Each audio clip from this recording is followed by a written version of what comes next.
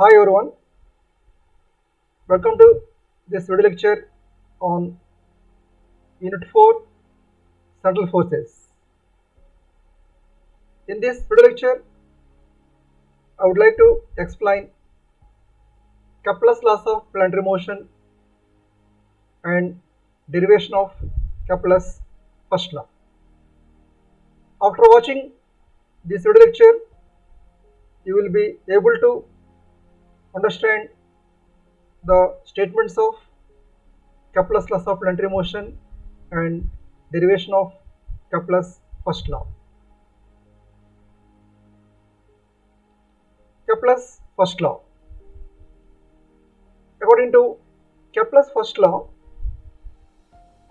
every planet revolving around the sun in an elliptical orbit and the sun is at one of its foci. That means in the solar system there are 9 planets. The planets revolving around the sun in elliptical orbits. Ellipse has 2 foci. The sun is at one of foci of the elliptical orbit. The first law is also known as law of orbits. This law gives the shape of the orbit of planet around the sun. Kepler's second law. According to Kepler's second law, the radius vector drawn from the sun to a planet sweeps out equal areas in equal intervals of time. That is, the aerial velocity is constant. Aerial velocity means area by time. The aerial velocity of a planet is constant. Kepler's second law is also known as law of areas.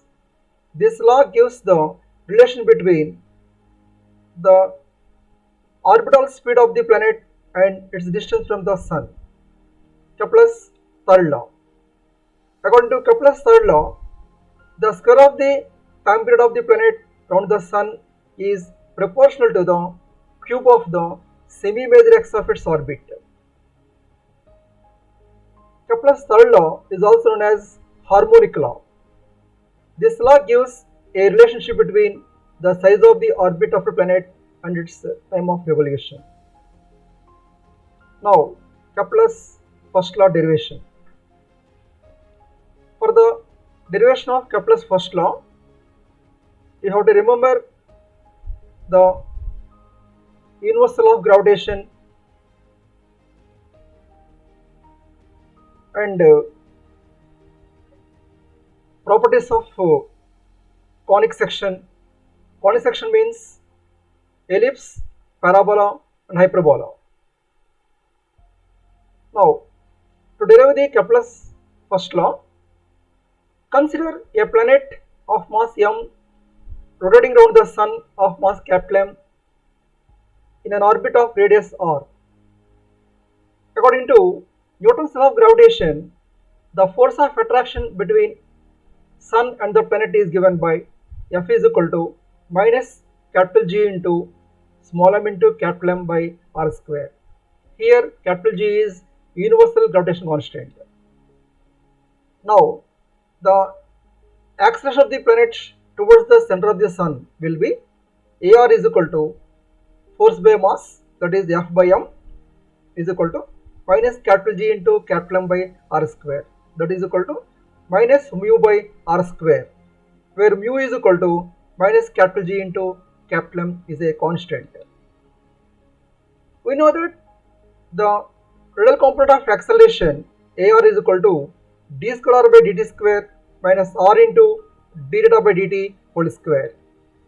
Therefore, d square by dt square minus r into d theta by dt whole square is equal to minus mu by r square. That is equation 1. The transverse component of acceleration is at is equal to 1 by r into d by dt of r square into d theta by dt. We know that there is no transverse force acting on the planet, hence the transverse acceleration is 0. Hence 1 by r into d by dt of r square d by dt is equal to 0, or r square d by dt is equal to constant. Say this constant h.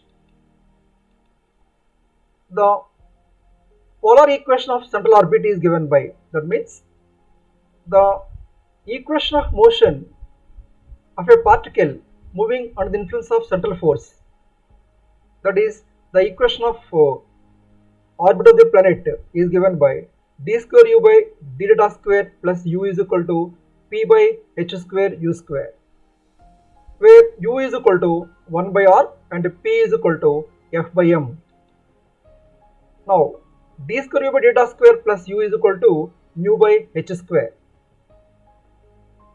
Here on substituting the value of p, we get d square u by theta square plus u is equal to mu by h square, or d square u by theta square plus u minus mu by h square is equal to 0, or d square theta by d square into u minus mu by h square plus u minus mu by h square is equal to 0, or d square x by theta square plus x is equal to 0. That is equation 3, where x is equal to u minus mu by h square.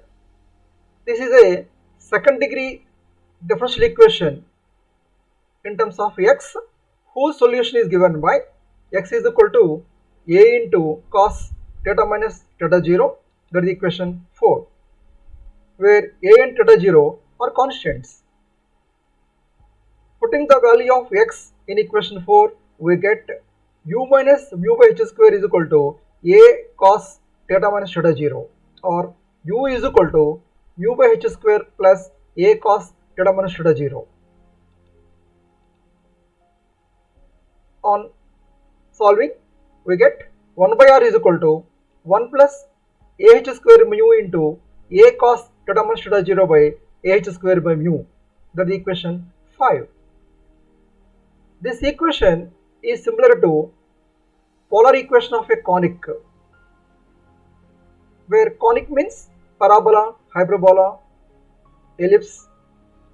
The polar equation of conic is 1 by r is equal to 1 plus epsilon into cos theta whole by L. Here L is semi-lattice rectum and epsilon is eccentricity of the conic. When comparing equations 5 and 6, we get semi-lattice rectum L is equal to h square by mu, that is equation 7, and eccentricity of the conic epsilon is equal to ah square by mu, that is equation 8. If eccentricity epsilon greater than 1, the conic is hyperbola. If eccentricity epsilon is equal to 1, the conic is parabola. If eccentricity epsilon less than 1, the conic is ellipse. So, in order to consider the nature of the conic, we have to find the value of epsilon. To find the value of eccentricity epsilon, we have to find the total energy of the planet. Total energy means the kinetic energy and potential energy summation. The total energy of the planet is sum of its potential energy and kinetic energy. The kinetic energy of the planet is given by Ke is equal to half mv square, that is equal to half into m into dr by dt whole square plus r square into d by dt whole square, where v is equal to dr by dt whole square plus r square d by dt whole square, that is equal to half m into h square du by deta whole square plus h square u square, where u is equal to 1 by r. Now Ke is equal to half mh square into du by deta whole square plus u square.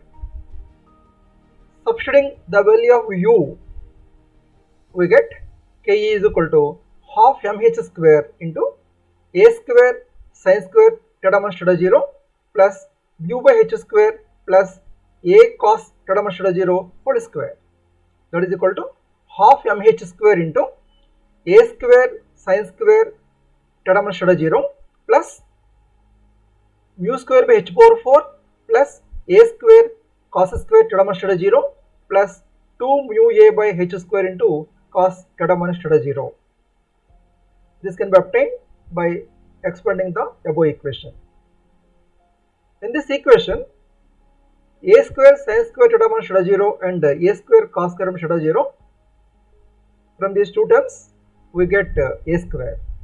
Therefore, the current energy Ke is equal to half mh square into a square plus mu square by h power 4 plus 2 mu a by h square into cos theta minus theta 0. That is equation 9.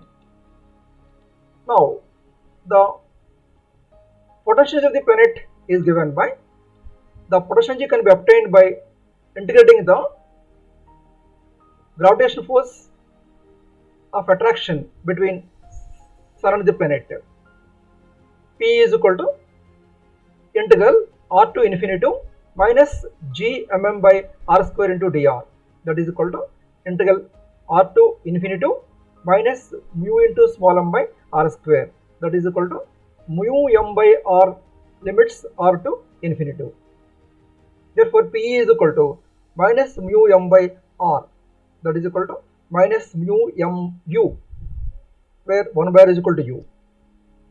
Substituting the value of u, we get Pe is equal to minus mu m into mu square by h square plus a cos theta minus theta 0. That is equation 10. Now, the total energy of the planet is given by E is equal to kinetic energy plus potential energy. Therefore, E is equal to half mh square into a square plus mu square by h power 4 plus 2 mu a by h square into cos theta minus theta 0 minus mu m into mu square by h square plus a cos theta minus theta 0. On solving, we get E is equal to half mh square into a square plus mu square by h power 4 plus 2 mu a by h square into cos theta minus theta 0 minus 2 mu square by h power 4 minus 2 mu a by h square into cos theta minus theta 0. Therefore, on simplifying, we get the total energy of the planet is given by E is equal to half mh square into a square minus mu square by h power 4, or 2E by mh square is equal to a square minus mu square by h power 4, or a square is equal to 2E by mh square plus mu square by h power 4. Therefore, A is equal to 2E by mh square plus mu square by h power 4 whole power half. That is equal to mu by h square into 1 plus 2E h square by mu square whole power half. That is equation 11. This equation gives the value of constant A.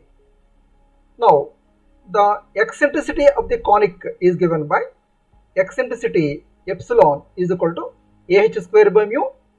On substituting the value of A, we get epsilon is equal to ah square by mu is equal to 1 plus 2E h square by mu square whole power half. In this equation, the value of epsilon depends upon the value of energy of the planet.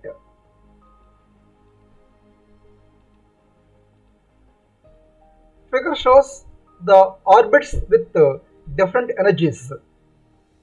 If E less than 0, that is energy less than 0, that is energy is negative, the value of epsilon is less than 1. That means the conic is ellipse. If energy of the planet is 0, the value of eccentricity epsilon is equal to 1. That means the conic is parabola. If eccentricity greater than 1, that means energy is positive, the conic is hyperbola. A body with a parabola or hyperbola orbit would pass away from the solar system and will never return to it. That is, the system is unbounded, but the solar system is bounded system. Thus, we conclude that the planetary orbits are all elliptical, that is bounded. That means every planet revolving around the sun in an elliptical orbit. This leads to Kepler's first law. In this way, we can derive the Kepler's first law. Thank you.